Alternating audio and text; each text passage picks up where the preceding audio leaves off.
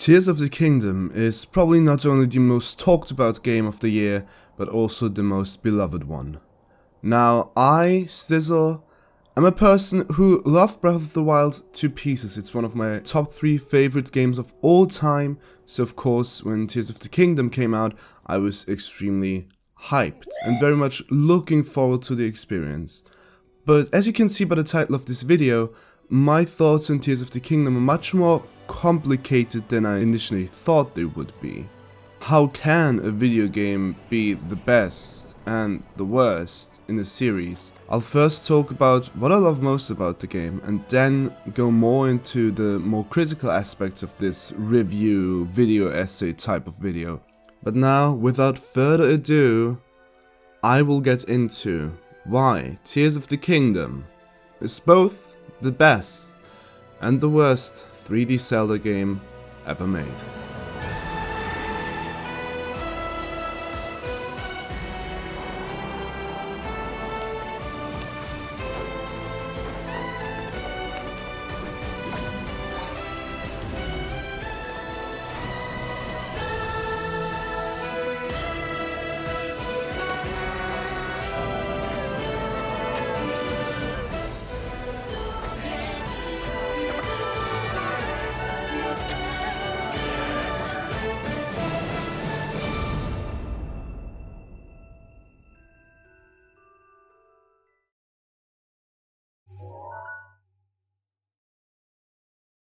As I said earlier, I am going to go from the best the game has to offer and then get to the more critical stages.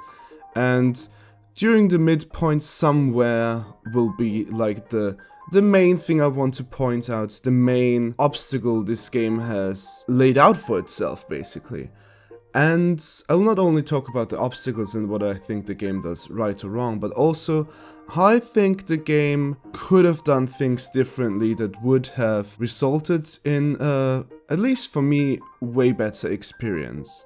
There are a lot of charming details that I could point out that really shaped my experience with this game. One of them being that first when you come down to Hyrule, I immediately went to the stable, and when I discovered that my horses from Breath of the Wild were still registered, that was such a neat and heartwarming detail.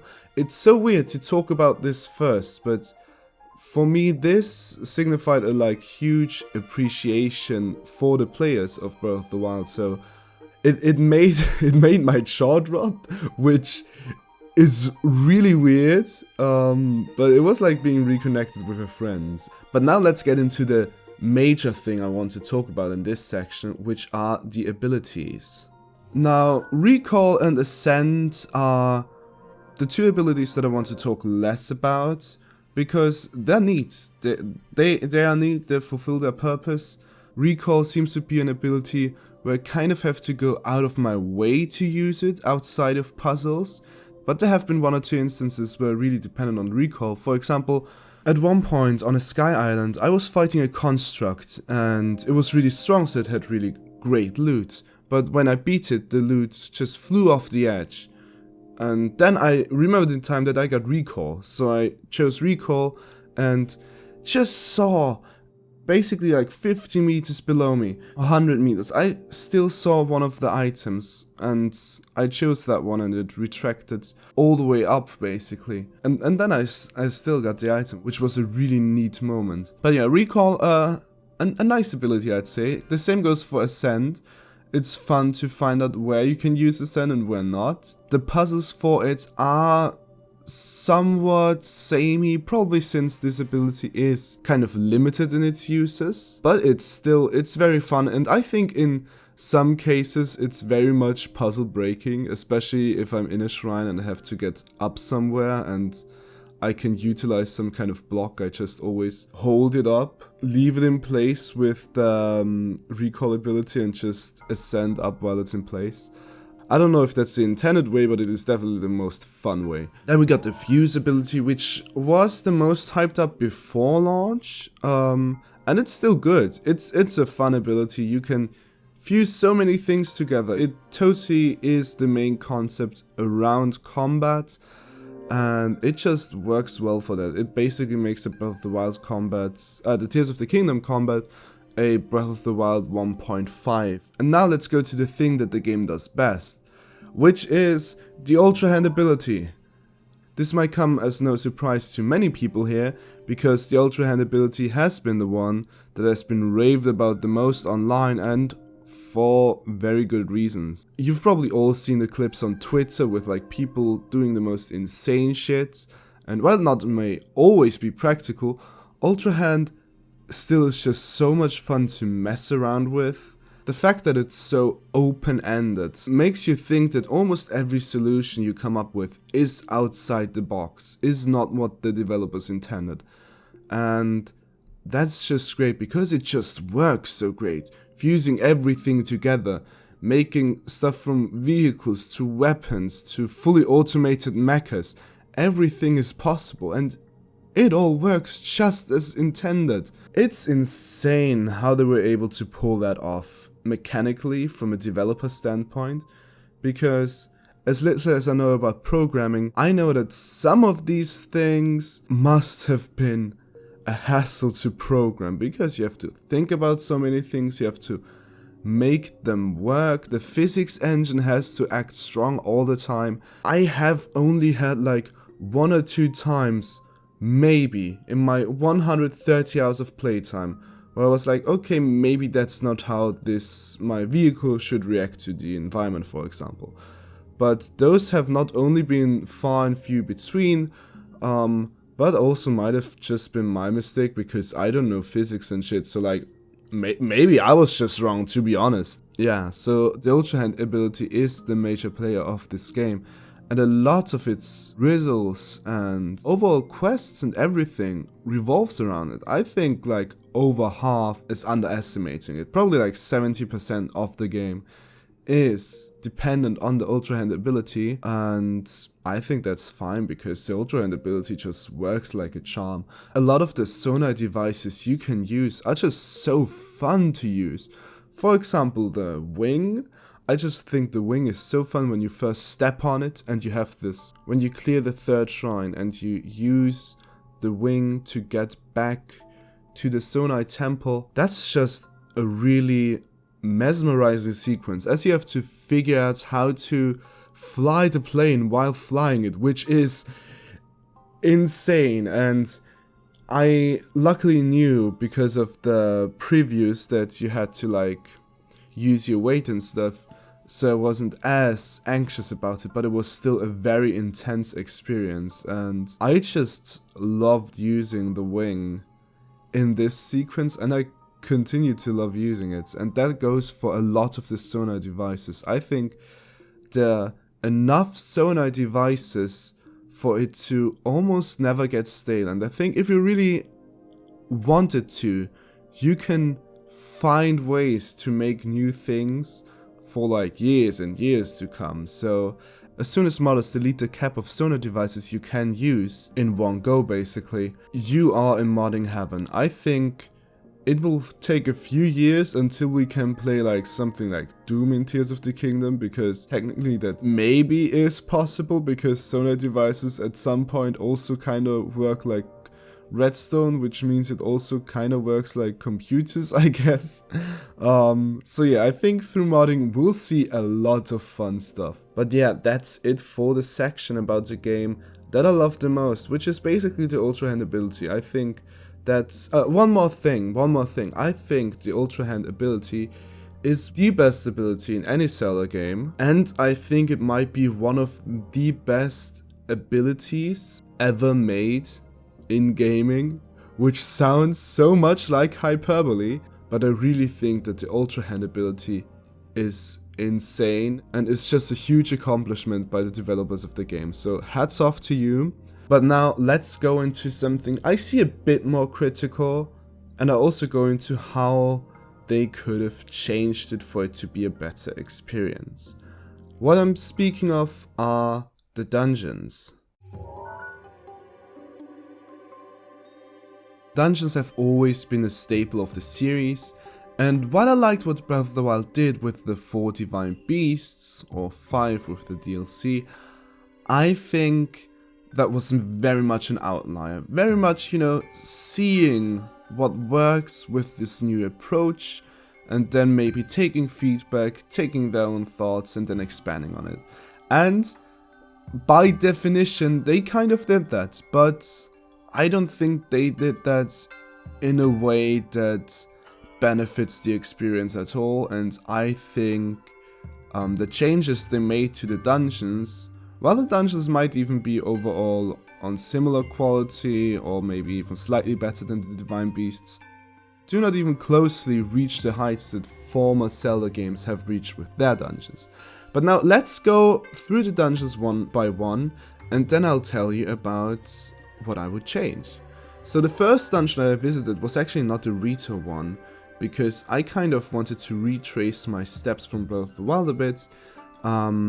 So I actually went to the Sora dungeon first, and to my dismay actually, out of the 4 first major dungeons, this one is my least favorite. So a lot of the criticism I'm going to pull out for this one should not be applied as heavily to the other ones. But yeah, the water temple I think is kind of whack.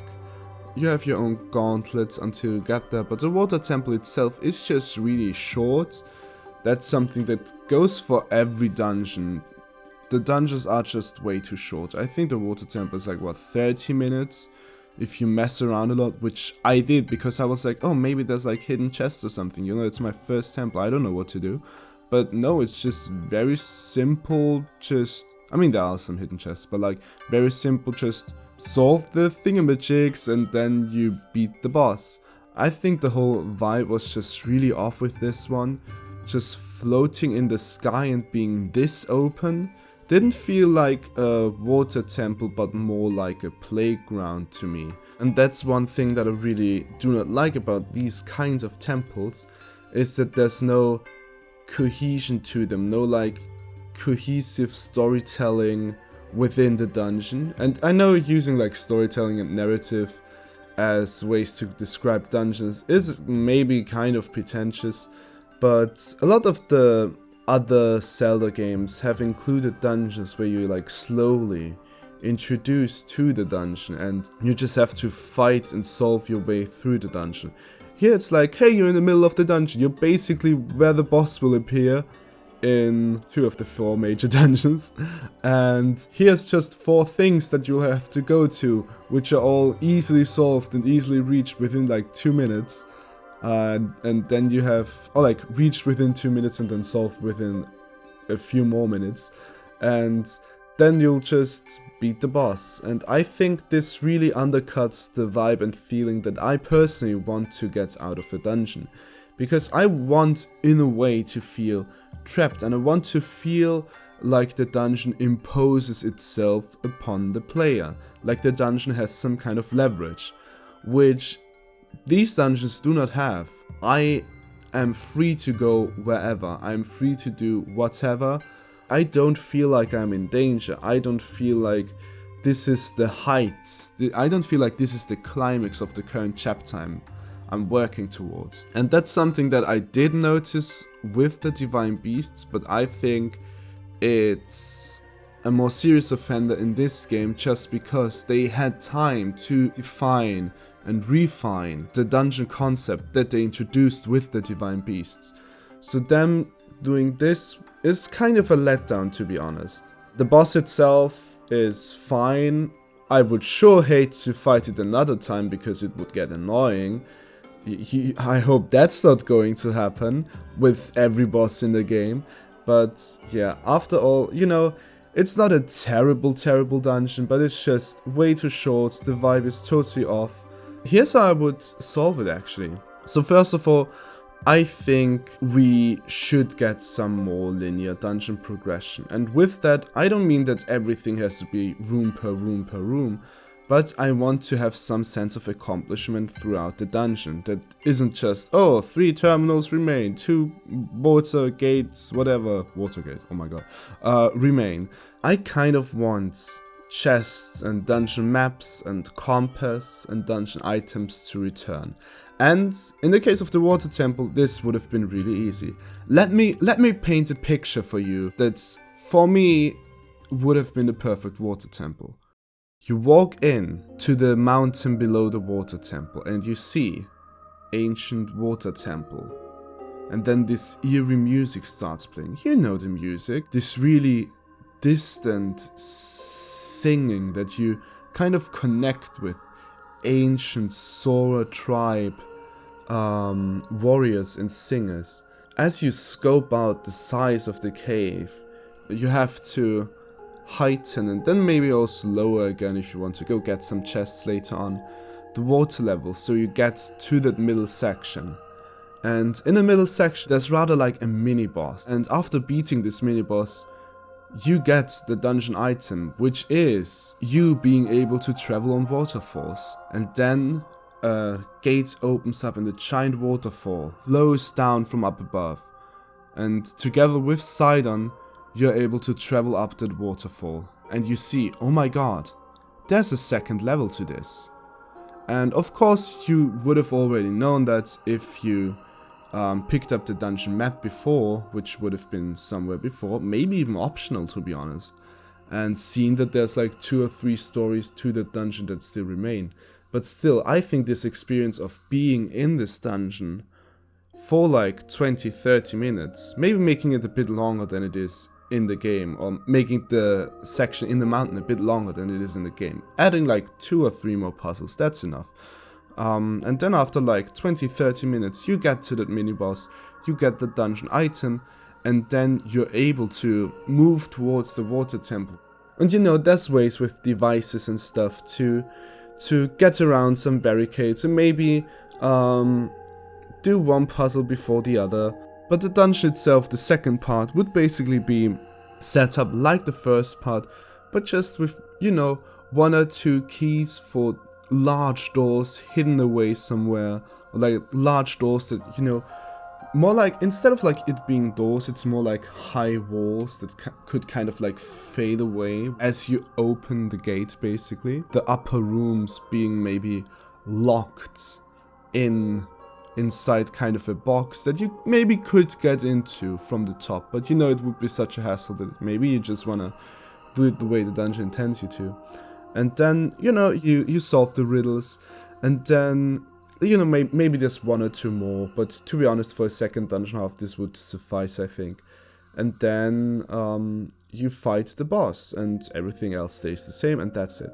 And I think this would be such a good way to make this dungeon better. And basically all I did was connect the dungeon with what we had before, which, to be honest, can't be done as easily with the rest of the dungeons, but I think just showcases how cool of a moment that could have been, to kind of subvert the expectations with, okay, we're in this mountain now, this is the dungeon, then going 1000 meters up in the sky. And you might say, okay, but this is actually kind of what we got already. But I think this slight change in storytelling, this slight change in narrative changes a lot, because when I was in that mountain, I was like, oh, this is a dungeon? No, it isn't. Okay, it's just someplace.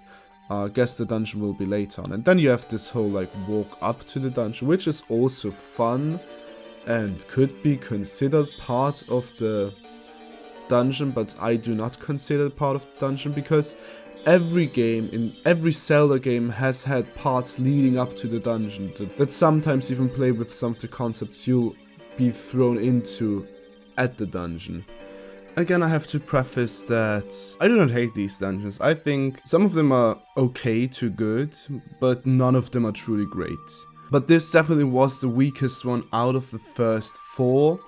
We'll go into Hyrule Castle and the Spirit Temple later. I think it's more about like it being a missed opportunity, because this dungeon in particular could have been way better if it had just connected the dots with the previous parts of the same main quest. That said, let's jump into something that really can't be reviewed or changed the same way, it being the Rito Temple. The approach to the Rito Temple differs from the Sora Temple because it really couldn't be integrated within the dungeon design-wise. It is very much, you know, kind of a platforming challenge. So it really acts like something you do before the dungeon that can't, even if you choose to name it that way, it really couldn't be considered part of the dungeon. and couldn't be integrated in a way that would fit well. So I think all the changes that I would like to make would have to be made within the dungeon itself, which of course is a higher workload for the developers, or would be. But still, with everything I'm going to say in this video, I think I'm only going to propose things that could have been done by the developers. Be it time, money, constraints. I have taken all of that into consideration. I'm not out here saying I would have liked 30 full-length dungeons and also every one of them has to be the best one in the series. No, that's not what I'm saying. But now let's get into the Rito dungeon. And I think the approach to the dungeon is very cool, and the sequence where you're just on top, just above of the Eye of the Storm, is bone chilling. It's awesome. It's very well paced in a way, because it just kind of takes away all of the momentum and all of the sounds and music, and just leaves you here hanging above the looming threat below as you slowly sink and slowly fall towards this dungeon. And that's just one of the best moments in the game, really. And then we get onto the dungeon, and it's supposedly the first one, or the first one that many will engage with. So it makes sense that it's the easiest one, and I do think that the puzzles overall and the continuity within the dungeon are a bit better than in the water temple, as there's like at least one puzzle where you have to solve the puzzle, and then in the location of that puzzle is actually a little way where you can go towards the next thingamajig. But still, I think this dungeon does disappoint in a way in its mechanics, because we're on this sky ship. And I would like to see the ship from the inside.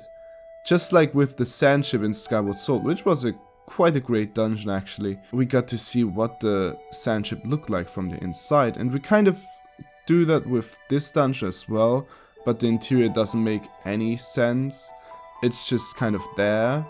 Which is a shame, really, because it would have been so cool to kind of like have to fight your way through the different floors of this dungeon and all of it being contained on the ship. So I think this could have been made way better and just, again, longer. This dungeon is, I think, it's actually the same length as the water temple. So it's again too short, and I don't think they use the ship narrative at all. Why is there a ship? This could have been literally any other building. It's so like what's the point of it being a ship? Why is it just so we have something good to look at? Because I appreciate it to have something good to look at. It's better than, you know, walking around a textureless rectangle, but mechanically it could very well just be a textureless rectangle. It doesn't change how the dungeon is approached in any capacity, which is again a shame. We could have seen stuff like how the people of legend or the ancient Sora, they could have had their own dining rooms there, their own like living quarters, maybe even some ancient texts that kind of give insight into this ancient, did I say Sora? I meant Rito in this case, sorry, that give insight into this ancient tribe and what they were up to all these years ago. But then it's just kind of there. Oh, the ancient thing is there, and it's kind of, it's there. It doesn't do anything. We don't really get to feel and experience why it was there in the first place. There could have been so much cool stuff. Just saying like something like, okay, this is the arc, because it's an arc after all, so it would make sense to go after this kind of storyline. It's an arc with which the Rito escaped from a distant land after it was struck with war or some shit, and they kind of like were able to flee and then set up in Hyrule. That would be a nice piece of lore that maybe we could find there, but we don't, and we don't find anything else. It's just kind of a ship, and some parts of it are frozen, and there's this really cool looking boss inside that's really easy to beat, but still one of my favorite bosses of the game, because it's just really, it's just you feel cool while fighting it, and that's all I want out of a first boss, really. But yeah, I think again, huge missed opportunity here to make it feel better. But now, this one, you know, is fine overall. It's fine. It's probably on the level of a Divine Beast in terms of quality. Now, for 2 dungeons that are better than the Divine Beasts, in my opinion. First up, let's start with the Lightning Dungeon, which was actually the one I got to the last. And I think this dungeon really nails the opening minutes. You go into it and you walk down this long staircase and you really feel like you're descending into something dangerous and sinister. And then the first 10-15 minutes are really fun, as you have to fight Kibbles, have to do a few puzzles here and there. You could maybe even already hide the map here somewhere so you can see like, oh god, this dungeon is actually way bigger than I intended, and there's this huge middle room that I will go to. So yeah, I think they really nailed the introduction to the dungeon. But then after the 50 minutes, after you've gotten to the main room of the dungeon, it's already half over, because there's like 3 puzzles remaining, because there's like 4, I think it's 4, it might be 5, of these thingamajigs that you have to use, whatever. And let me just say, hiding one of the thingamajigs just behind a wall is kinda lazy. It's like, this is a wall, the wall is gone now because you used the Ultrahand ability. That's 1/5 or 1/4, I don't know, of the remaining dungeon. So yeah, this dungeon's main flaw is that it's way too short. Like, I was in it, I was into it, I was ready, and I think it might be the shortest dungeon of them all. I'm not sure, I mean, from the first 4, it might be the shortest dungeon.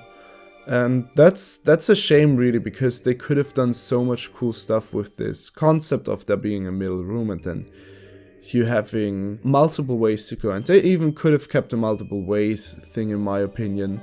Could have just made each route twice as long, and then we could have had a dungeon that's like 50 minutes overall instead of 30, which would be way better, because this way I was out as soon as I was in, basically, which is, again, a shame. But overall, still the vibe of this dungeon is just way better. Maybe it's just because it's not so open, so you feel a bit more locked in, and I really appreciated that approach again. Regarding items, by the way, or like dungeon items, the retail dungeon item would have been like Tulins using the Gust of Wind. And, you know, I'm kind of mixing Sage abilities with like clothing items. You know, it's a video game, they do the story, they do the mechanics, they could have done whatever they wanted to, so I can also do whatever I want to, as long as I think it's feasible. You could have used the lightning technique as a thing that we can only do within the dungeon, or like from the dungeon onward, but I think it would have been better and if we had gotten some kind of mirror shield again, that we just keep, you know. It's fine if we can keep 1 or 2 things. Yeah, so maybe there could have been some puzzles with the light beforehand, and then at some point you get the dungeon item and the mirror shield, which works the same way as it did in the previous 3D games, and we could have just utilized it to get better angles. Yeah, that would be my thing, and then you could use it for the boss fight to reflect the light into the Gipto Mother's face, in the Gipto Queen's face, and then it would make the fight easier or some shit. So yeah, I think the dungeon is fine, but could have still improved majorly by just being longer. And my favorite out of the 4 dungeons, and my favorite overall, is the Goron dungeon, which I didn't think would be the case, because normally I'm not too hot on like the fiery dungeons, but this one was actually really good, mostly because it was the most complex one, and it really felt like you had some kind of cohesion to it, not only because you get a shortcut in the middle, which I really appreciated, but also because just the way it's laid out, it really makes you feel like you should go from bottom to top. And of course you can circumvent it with like building devices and stuff like that, but I think that's fine. I think for what Tears of the Kingdom wants to be, that's fine. If you don't want to deal with all of this, you can still carve your own path. That's what it's all about after all. But I think it's good that this dungeon kind of presents you with an intended way of solving this. It makes it feel, again, way more cohesive. There's still enough branching paths here and there. and I just felt way more accomplished each time I got to a higher floor. So I just think this dungeon worked way better overall. The only thing that I would change that would make this dungeon way better is, again, you know, introducing something like keys, something like dungeon items, map, compass, all of these items that just give you a little boost, a little reward, and just make you feel like you're conquering the dungeon bit by bit, instead of, you know, having everything from the get-go, basically. The ability here could of course be the Goron Smashy ability, so maybe we could be able to use certain types of bombs that are only found here for like the first few rock formation thingies, but then at some points there's no bomb near, so we have to fight the mini boss, get the ability, and then we can go back and go forth and destroy the remaining rocks, and then open the door to get to the boss. Which was also a nice callback, because Goma, again, I love to see Goma, and it's been a while, it's been since Armored Goma, I think, and that was like, what, 17, 18 years ago?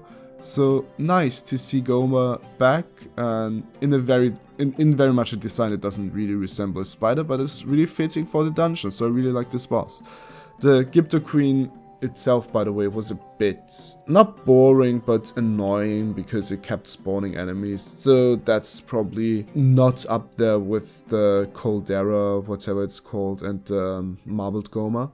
But yeah, I really liked the Goron dungeon, it was good. One of the better ones. If I compare like to Twilight Princess or Skyward Sword, would it have been in the top 3 or 4 of those games? Probably not, but I also really like the dungeons in those games. That also, you know, goes a long way to show that I really appreciate just the longer dungeons. Like even dungeons that are really complicated, like the 3rd dungeon in Twilight Princess. I just really appreciate how long that dungeon is, because it really feels like I have to overcome something gargantuan, Giganosaurus, God.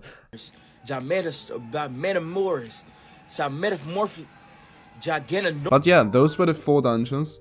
Then what I really liked about the 5th dungeon was there was over soon. No, was the fact that once we got into the throne room, I was afraid of it being the final dungeon, and I knew that Ganondorf was down below, so I was like, no, it can't really be the final dungeon now, can it? But yeah, I really liked that it was just Phantom Ganon, that was a nice callback. Too bad that Phantom Ganon appears infinitely throughout the game. I would have appreciated it if it would have just been the one time.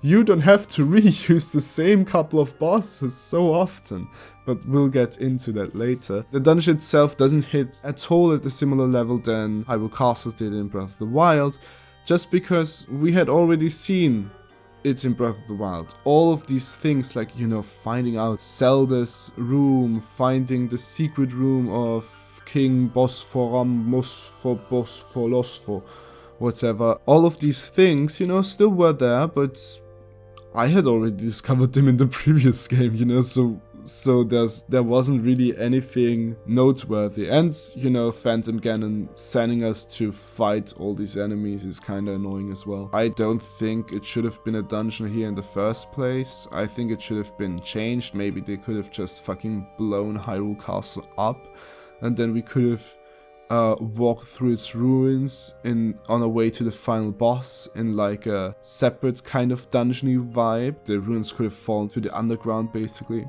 That could have been cool, I guess. But I'm just spitballing. Yeah, this dungeon for me just didn't hit it at all, and I was glad that we got the chance to see a 5th dungeon. A 5th real dungeon apart from Hyrule Castle. I was like, yes, let's go, main quest. But then I kind of disliked the main quest.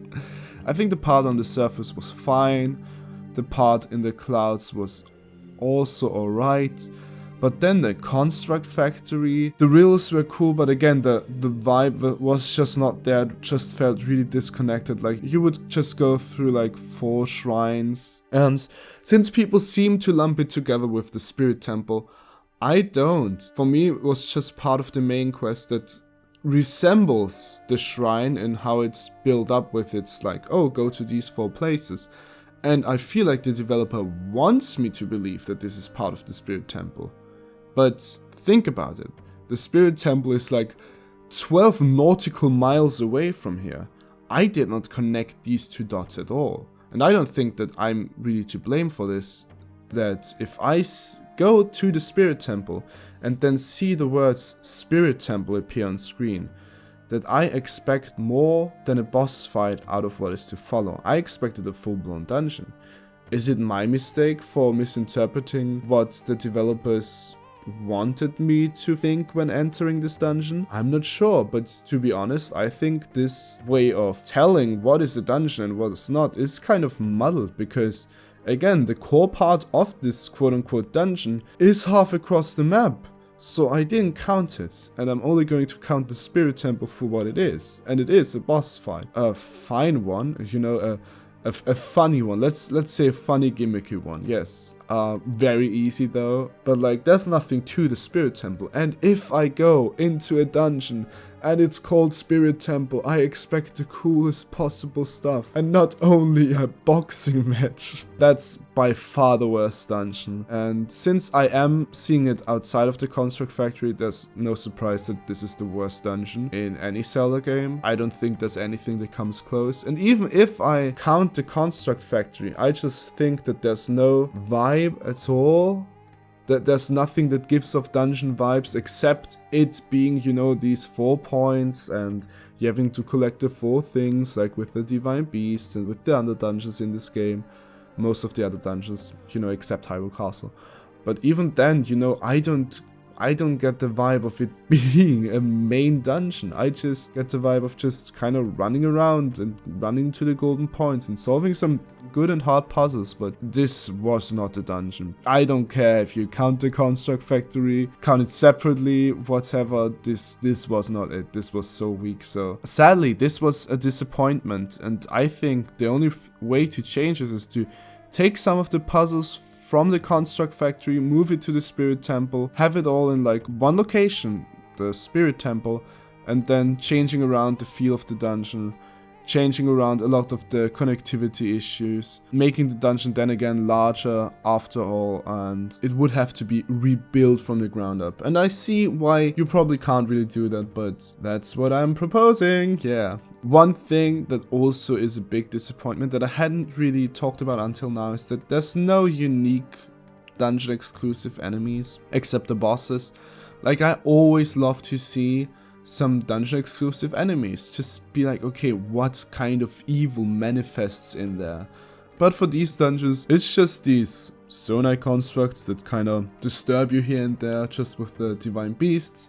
But I think it made more sense narratively within the Divine Beasts than it made with these ancient temples, because I feel like they could have been inhabited by anything really. And to see over the years, you know, maybe what has manifested in there could have been really cool, but wasn't the case. The only dungeon that has enemies that aren't constructs, discounting Hyrule Castle again, is the Lightning Temple, and it has the Kibbles, which have like a good atmosphere, and I really love what they did with their design and their more like insecty approach. I think that's great, but they are really easy once you find out the weaknesses. So yeah, that's it for the dungeon part of this video. The dungeons overall are just mid. If I go from like Ultrahand, giving Ultrahand a 10 out of 10, and maybe the abilities overall actually also like a 10 out of 10, maybe 9 out of 10, I have to give the dungeons like a 5, which, given how strict I was about the dungeons just now, might seem like a high score actually, but I don't think so, because the dungeons normally in the Zelda games, like overall, if I had to give them a score, they range between like 7 and 9, 7 and 10. So if a dungeon has like on average a 5, it means that I really didn't enjoy my time with them too much, which is a shame because I feel like the dungeons are one of the high points of most Zelda games. Let's get into the big one now. I sound so sad starting this chapter, but this is the big problem that I have with Tears of the Kingdom. And it's a problem that manifests itself in various aspects of the game, but there's one that sticks out that I'm going to talk about first, and then there's going to be other ones that I'm going to talk about in separate chapters that also kind of inherit the same problem, or that have problems that kind of have the same source, or a similar source at least. A lot of what makes Tears of the Kingdom great was what made Breath of the Wild great. Why is this a problem? Well, let me explain. In Breath of the Wild, every single discovery, even the most minute details, were something I was really happy about, something I got really hyped about. You know, the first time chopping a tree, the first time finding out what different items do, the first time finding and taming a horse, the first time finding the horse god, the first time finding the great fairies, the first time finding Satori or the dragons, the first time finding a shrine, a divine beast, the first time finding the master sword, the first time going to Hyrule Castle, the first time seeing how the different races look in this game, Goron, Sora, Rito and Gerudo, and where they are located on the map, the first time really exploring and experiencing Hyrule, is one of the best experiences I have ever had with a video game. This is why Breath of the Wild is in my top 3 video games of all time. Tears of the Kingdom tries to replicate this by using the same map, and I don't think this works at all. And I have seen many videos and many takes that for many people it did work, and I am glad it worked for so many people, but I do not understand how and why. Of course, there are some changes that have been made to the map of Breath of the Wild in Tears of the Kingdom. The changes sometimes being really magnificent, really great ones, and sometimes not so much. But overall, there are many parts that you will recognize from Breath of the Wild if I just show a screenshot. But other parts have been revamped quite extensively. But that's not enough. I think there's a core problem of reusing the map, and that is that I don't feel like I'm exploring something. It feels like I am returning to something that is very familiar and then seeing what is the same and what isn't. And while there are some major changes, there are so many things that stayed the same. There's so many items that have just stayed the same, that I know the result of when I'm cooking them. So there's no excitement for me anymore when I cook stuff, because I already know what I'm going to get. Of course, there's like 10 or 20 new things here and there, and that goes for different categories of items. For example, armor and stuff like that as well. But the core experience of finding something out on your own is gone, at least for 90% of it. The same goes for weapons. A lot of the weapons are just the same. Getting like a Gerudo shield in Breath of the Wild, hype as shit. Getting it in Tears of the Kingdom, familiar. The same goes for the different kinds of armor you can get. In Breath of the Wild, every piece of armor was new and unique. In Tears of the Kingdom, almost all of them are reused. There are some new ones, granted, but 80 to 90% of them are just what we had before. So I only felt good about obtaining the new ones because I already had the old ones in Breath of the Wild, so I already know which ones of them are really good, which ones of them aren't, so I knew how to feel about the ones I got. And I didn't feel like I got that much joy out of them because I'd rather try on some new armor. But there wasn't that much to choose from, which is really sad in my opinion. And this extends to other stuff as well. If I walk around in the open world, you know, shrines are still there at different locations, of course, because they're different shrines, but it's still shrines. You still know all of the monsters that you are about to fight. There really aren't that many new ones. There's like the flying ones that die in one hit, 1 or 2 in the underground, which we'll get into later in detail, but not a lot new stuff. Like the first time fighting a Stone Talus, the first time fighting a Hinox, the first time fighting a Stahl enemy, all of these are great experiences that I can't have because I had them in Breath of the Wild. And even though there were like major changes for the Talus and no changes basically for the Hinox, it didn't give me the same feeling. It was just, yeah, okay, there's the thing, the stone, guess I'll use Ascend, okay, it worked, fine. It actually got easier now, cool. And there's still some normal Talus tally, there's some normal tally as well. So yeah, a lot of the new experiences aren't so new. The same goes for like the dragons. When I first found the dragons in Breath of the Wild, it was insane. I just heard this ethereal music coming in. I was like, oh, what's happening? Then I saw the winds, decided to move up with my paraglider, and then I just saw this huge ass dragon in front of me. That was insane. And then, you know, you find out that you can shoot it, because of course I'm going to shoot at wild animals. Don't shoot at wild animals, please. So, you know, finding out that you can get the claw, the horn, the scale, that's really fun. And, you know, when I first saw Dragon Tears of the Kingdom, I was like, ah, you're still there, that's good. Good to see you doing well. You know, shooting it still results in the same things. They kind of travel underground now as well, kind of, but it doesn't really matter because it doesn't change the way I interact with them at all. So what's the point really? There's a fourth dragon, of course, and we'll get into the story in a bit.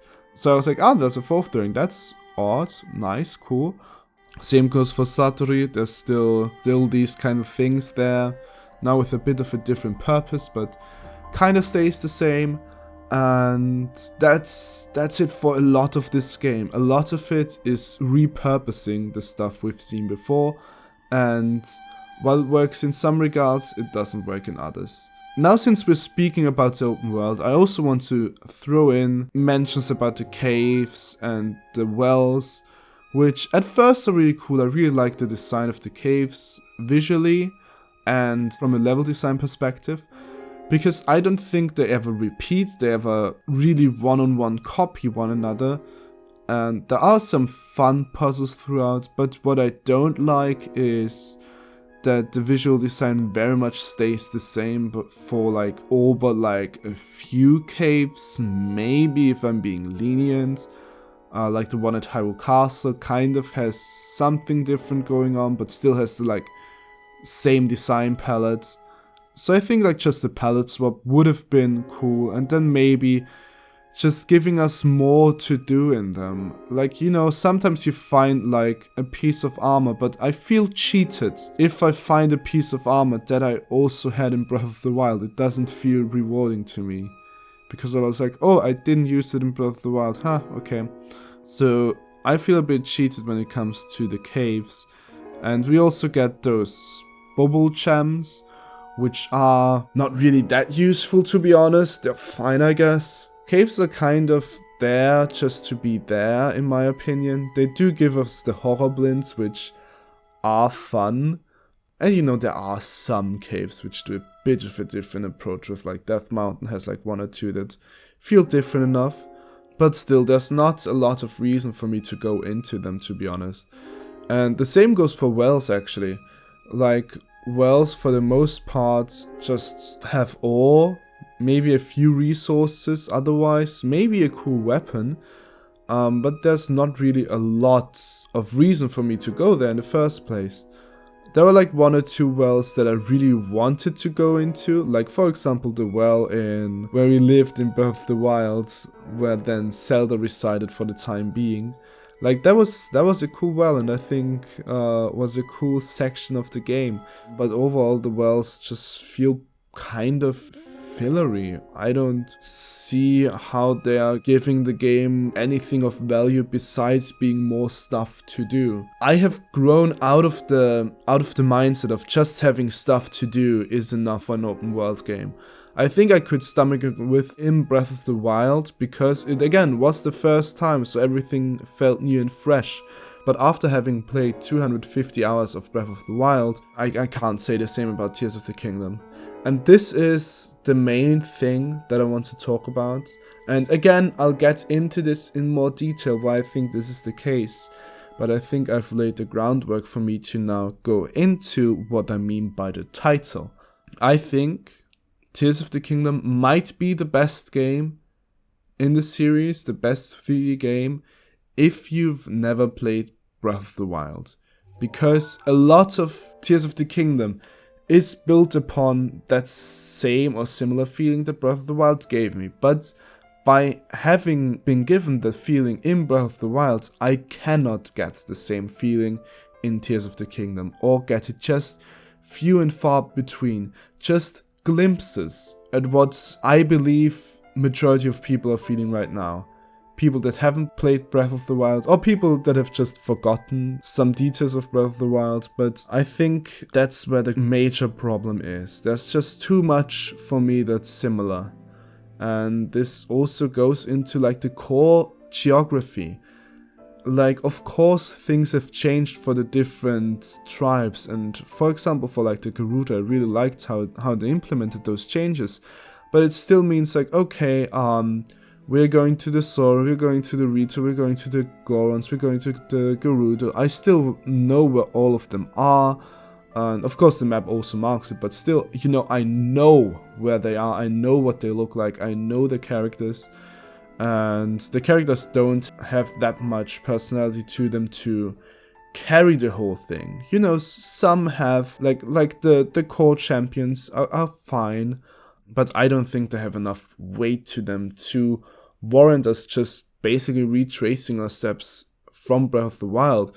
And that also goes into what I said about the dungeons, that the first instinct I had was to just retrace my steps from Breath of the Wild, because I didn't feel like I was visiting new locations, I felt like I was revisiting old ones, because that's what it is. Another thing that kind of ties in with this is kind of a side quest with the Master Sword, and having to retrieve it from the Lost Woods, and that again is in Breath of the Wild a huge thing.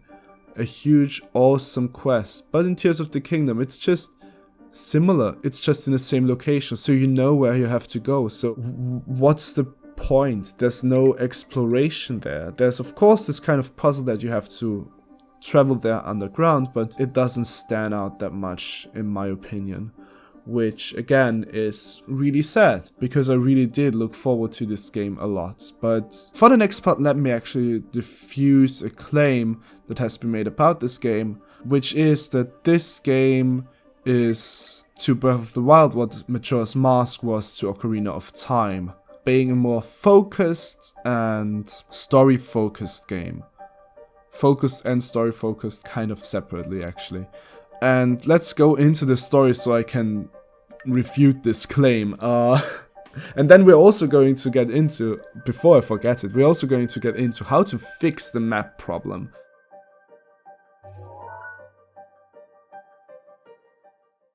The story of Tears of the Kingdom has Link revisit all of these locations and kind of has him do the same stuff again. Like, we still got the champions. 3 out of the 4 are just the same champions, or like sages in this case. And then, of course, there's Mineru, the last sage, but we're not talking about the Spirit Temple anymore, I can't stomach it. And we're just doing the same thing, just kind of, oh, a bad thing happened at X location. Let's go to X location and solve that bad thing. And then after it's done, we move to Y location. I think Ludwig said it best. Demon King. Secret stone. This game is fun, don't get me wrong. It is probably worth playing because of how fun it is. But I feel like the plot of it is I'm going to meet 4 people who are all like special chosen people in their village to get to a boss that's wreaking havoc on their area. They meet some ancestor and then they have the same voice lines. Like, I'm calling it right now. The next time we reach a dungeon, the 3rd dungeon, it's gonna be like, Demon King, Tear, what are you talking about? Like, it's gonna be the same exact voice line. All right, are you guys ready for it? Demon King? Secret Stone? What are you talking about? Secret Stone? Demon King?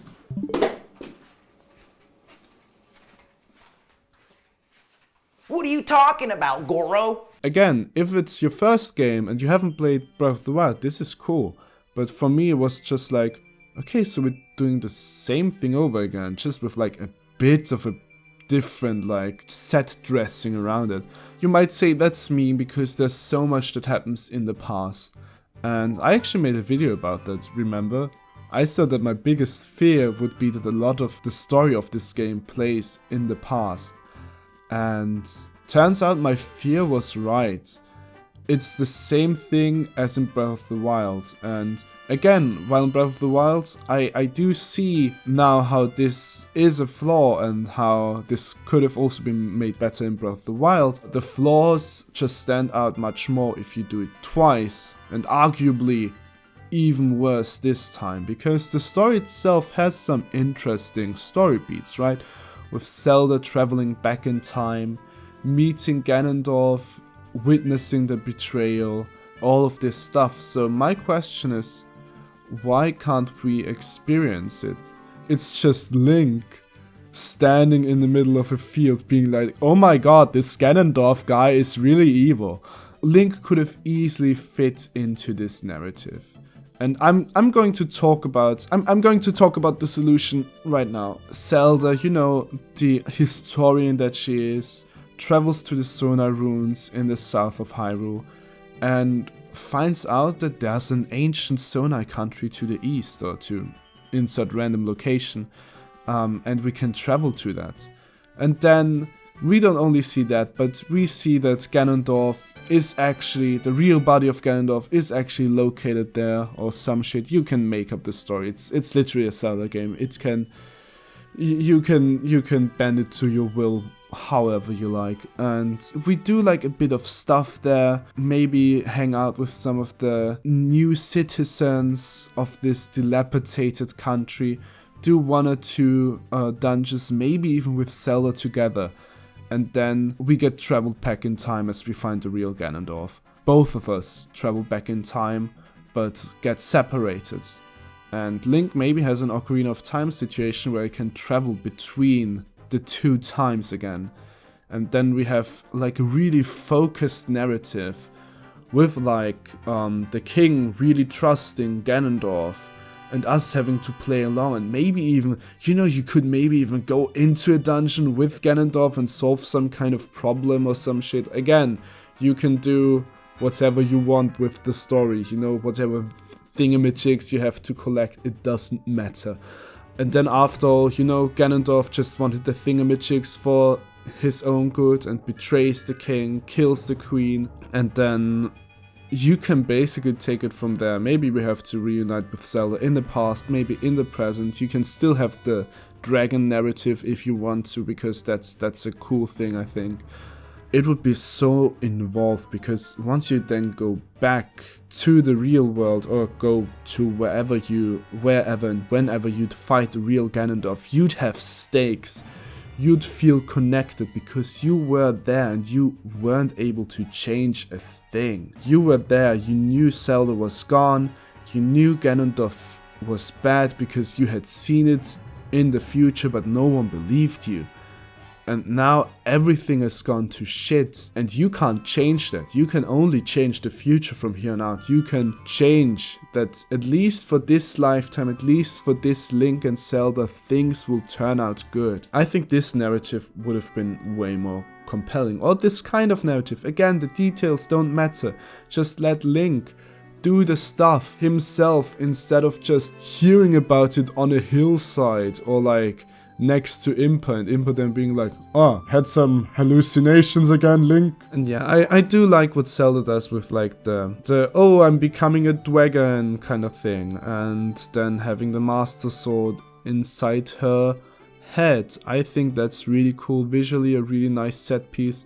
It is resolved very easily because having lived as a dragon for 10,000s of years, and then for Zelda to be like, I don't remember a thing. Zelda maybe being changed in some capacity would have fit, I think, if you had taken enough time to flesh out the characters, which I think they didn't do.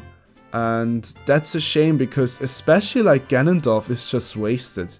You see him in the memories, which, you know, the memories are questionable sometimes. And you see him once at the start of the game, once after the 4 dungeons, and then at the end when you fight him. So there's like 3 conversations you have with him as a whole, which also undermines what Ganondorf is doing the whole time, because the whole time during the game he just sits there and tries to revitalize himself for the final fight, only to lose anyway. That's whack as fuck, I think. I mean, he still tries to like fool Link by having Phantom Gun and whatever, but it's not really a tactic or plot befitting the Demon King, just, you know, sitting there, meditating, getting stronger. That could have been a part of what he wants to do, but apart from like conquering the world, it's nothing there really. And you could argue like, okay, past Zelda games had also really simple storylines, and you'd be right, but they had something going for them. You know, a bit of a sense of wonder at least. Twilight Princess, you had Sand, who really takes the show as being like a creepy villain and kind of like a subordinate of Ganondorf. In Skyward Sword you had Girahim, which also is an at least outstanding in the most literal sense of the word character, and there's more to the story just because we are not retracing the steps of a previous game. There's still a lot of new stuff to discover in either of those games, even though I have like many gripes with those games as well, don't get me wrong. But with Breath of the Wild and Tears of the Kingdom, it just is too similar. The story just feels like they've thought about it for a day and then it was finished and that's it. And there's a lot of awkward moments in it, with like after every dungeon the same dialogue occurring. It's just really hard after a while to get invested at all in this story. Because I wasn't invested at first. When I first went out to Lookout Tower, I was in, I was hooked, but then there's not a lot to hook onto really. And now to go back to the claim that this is to Breath of the Wild what Majora's Mask is to Ocarina of Time. This would only be true if Majora's Mask's story would be very similar to Ocarina of Time's story and also would play in the same land as Ocarina of Time. Now of course changed with the moon maybe still falling down, with a lot of changes to the overworld, but this would be a connection. This would then work as a comparison. But as it stands, Tears of the Kingdom just, again, takes something from Breath of the Wild and just remixes it. Another thing I want to mention are 2 big changes to this game that have been hyped up before and after release: the sky and the depths. Let's talk about both of them and why I, again, don't really like them. The first time you travel into the depths is again one of the best moments in the game, as you dive into this deep dark hole and you're just alone there, and the music and atmosphere conveys this perfectly. It's pitch black, you can just look around, you see this one route, you go there, light it, you see a bit of light now, you feel a bit of relief, but you're still scared shitless because you have no idea how to traverse through this. Then you find out how to tackle all of this, and it gets a lot less stimulating and fun the further on we go. As you know, the depths is as big as the whole overworld of Hyrule, and it doesn't have nearly as much variety to it. So while Hyrule exploring it the second time isn't as much fun at all as in Breath of the Wild, exploring the depths is even less fun, because there's not much to do. The most fun I had was fighting the Yiga outposts, because that's something where you get something useful out of it, being the Yiga blueprints, which you can actually use quite often, so those are great. But otherwise, you just got the ore deposits, you got like 1 or 2 cool quests playing there, but nothing warranting the like 80 square kilometers map size. Jesus Christ. There's the same enemies, just gloomified. There's one new overworld boss, or underworld boss in this case, which is a good boss, but only one, and up above we only got the Gleeok as an additional overworld boss. There's 1 or 2 cool sections with like the huge bargainer statue kind of thing. No locations really give you a experience that feels thought out. All of it is just kind of, oh, here under the Satori thing, I think it was, are the barrows where you got some of the Satori rabbit thingies. Great. There's of course still the Colosseums, which are fine. I think they're fun actually. One of them I still gotta solve, like the Lionel one. That's kind of hard, not gonna lie. I'm not gonna Lionel to you. But then reusing fights from the main story just decreases the value they had, because all of the main story boss fights are just splattered throughout the game. And of course, you know, it's to farm the materials and it's to get the charges so you can blah blah blah, but that's arbitrary. You can just change the rules around that. You can change how this game is designed. That's not a reason for you to copy paste major bosses, the only major bosses, 5, 6, 7 times each. It really devalues every fight, even though it's harder fights. Even though they have more health, it just doesn't add anything. I'm like, okay, why the fuck would you be here? Why the fuck wouldn't you go up and be a menace to Hyrule like you're supposed to be? Why are the weakest specimen of your race the ones that are wreaking havoc when all of you combined could supposedly probably just wipe out Hyrule as a whole? It just really hurts the already tumbling narrative. I'm really struggling to find anything positive about the depths, really, beyond the first time you go into it. How I would solve it is by just making it way smaller. This also goes for the supposed solution for the main story and Hyrule as a whole, because I was like, okay, travel between time, and that sounds exhausting to program, but I would also just make Hyrule way smaller. If you can travel between 2 Hyrules and have an underground and a sky, there's no reason for any of those parts together to exceed 80 square kilometers. In this game we got 80 square kilometers plus 80 square kilometers in depths, plus the sky islands, plus the shrines.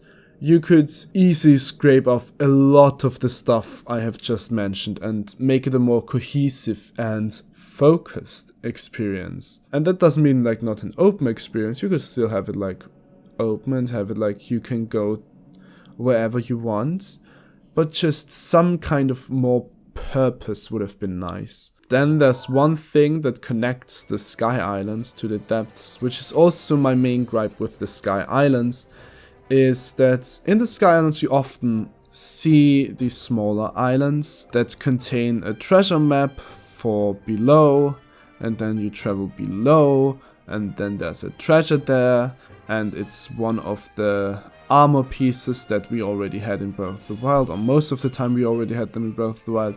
So I'm like, okay, so you just wasted 2 locations, a mine below, most of the time a mine, and a sky island above, so I get an item that I already had in Breath of the Wild. That's just reusing the stuff. That's not good game design. That's patting out the game beyond belief, and as, you know, subjective as I am in this review, because again, a lot of people disagree with me on this, I think that's just as objective as it can be, just kind of like lazy. Like, there's nothing to it. Go to this island, there's a treasure map there, then it shows you in the depths, then go to the depths. It's just trying so hard to make the depths and make the sky purposeful that by doing this it achieves the absolute opposite. I would rather have way less of both, but have it be way more purposeful and way more unique. You know, there are some pieces of the sky that I think work really well. There are these spheres that are quite cool to travel through. And also, just to mention the shrines, you know, if I don't mention something in this review, then I just think it's good. Or like it didn't leave a lasting impact. You know, music, shrines, visuals, all still good. I got nothing to complain here. I just really want to focus on the stuff that I really have a strong opinion about, because otherwise I'd be the one patting the runtime of this video, so but yeah, there's a lot of stuff that works with the Sky Islands, but even more things that don't. Like, there's a lot of Sky Islands that just don't have any purpose at all, or just have like 2 or 3 fruits or something like that. There's a few with like Sage's Wills, which are cool. And the huge ones, the ones we were most hyped about, just turned out to be main story missions or dungeons. So that was kind of a letdown, because I didn't feel like I had the ability to explore something cool in the sky, because all of the cool different set pieces were fixed set pieces for the main story. I thought that maybe one or two of those could just be optional stuff that I could tackle. Like maybe even an optional dungeon. Like hell, I don't know. There's of course the Sonar device dispensers, which are cool. I like them. I like finding out the different Sonar devices and having a place to get them easily. That's good. But apart from that, there's a lot of there's like these star-shaped islands which are just used for a side quest. There are a lot of islands without any purpose at all. There are a lot of islands that kind of reuse the same geometry over and over again. So I'm like, this is the sky. The only thing that was really great about the sky were the dungeon set pieces and the Great Sky Island, which we start out on, and on which there's not really a lot of reason to return to. Except if you want wings for the one dispenser, because that's one that's really close by and just really viable, so hell yeah. But otherwise, there's just not a lot to do, and the same goes for the depths, even though the depths is just so huge. So again, how would I have solved this in my theoretical Tears of the Kingdom game? Just take the sky, put it in this other kingdom, the same with the depths, and just have it be smaller and more concise and condensed. There's no reason for an open world game to be extremely huge and then not have a lot to offer. The new place we visit could still be like half as big as Hyrule if they wanna go insane. But then the depths should only be like quarter as big or an eighth as big, and the sky should also not be as huge, and you'd still find so much to do. Like for example, in Elden Ring, I think the whole map, everything included, legacy dungeons and normal dungeons and underground stuff, is as large as Hyrule, like just the overworld, and I never felt as though Elden Ring was too small. Like that's something I never felt. And I do get that from a design perspective. You can't make an open world game that is so densely packed that you feel anxious just traveling through it, because you don't want to go 2 seconds and have something happen. You need a bit of space to let everything breathe. And I think Breath of the Wild did it well, and Tears of the Kingdom also does it well on the overworld, because it's the same overworld, but in the depths there's not only space to breathe, there's no space to do something else really. Like sometimes you go 10 minutes without seeing anything that's really interesting. If you talk about really interesting, you could go hours without seeing anything really interesting, which again is a shame.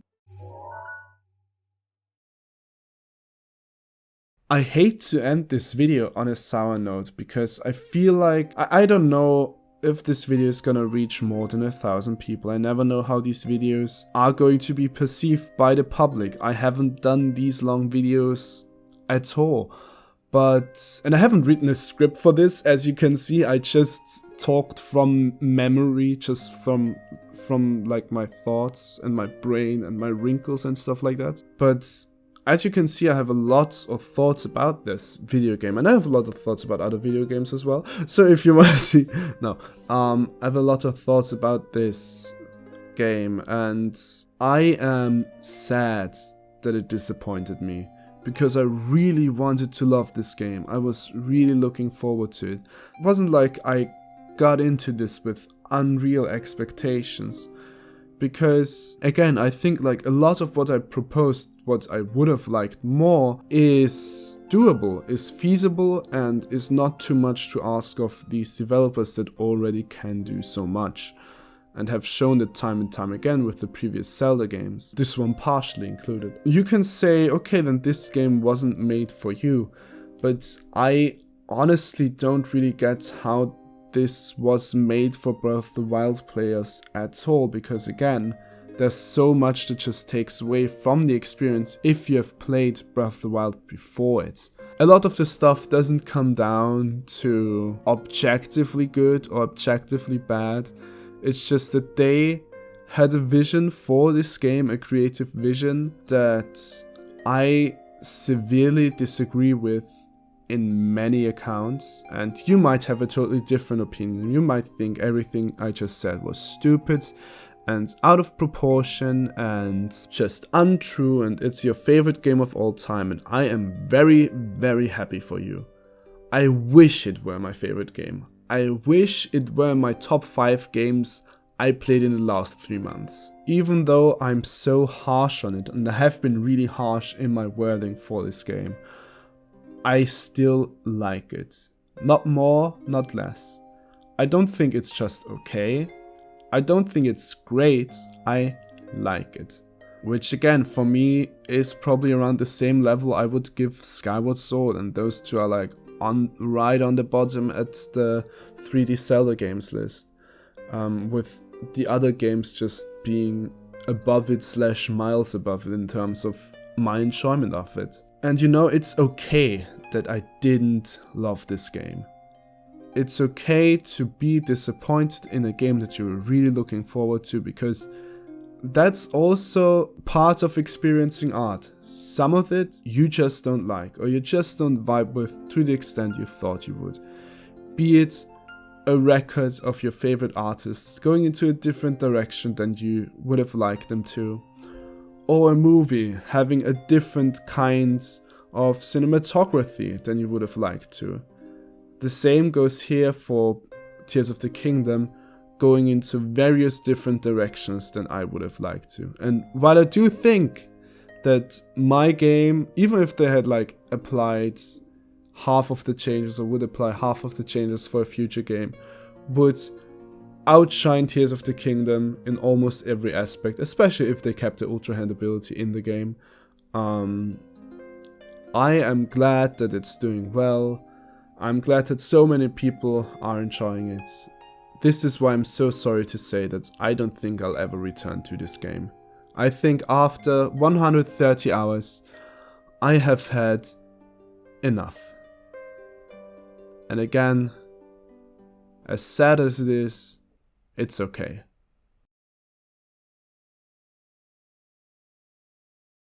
So, this video has been a chonky wonky of a video, a chumbus if you will, in size. Jesus Christ. Can you notice that I have been recording for almost 2 hours? It's been a great long video to make.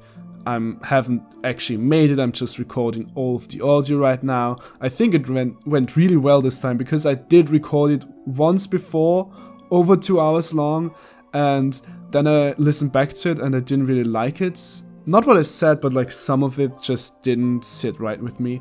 So I re-recorded it all, and now it's out there. And thank you so much if you've made it this far into the video. Maybe also give it a like, or even a dislike. Like, it's still engagement, right? So no, but like a like, maybe a comment on your thoughts of the game. You can go as in depth as you want. I'll read through as many as I can, depending on how many people watch this video. Maybe it will just be 500, then I can read all of the comments.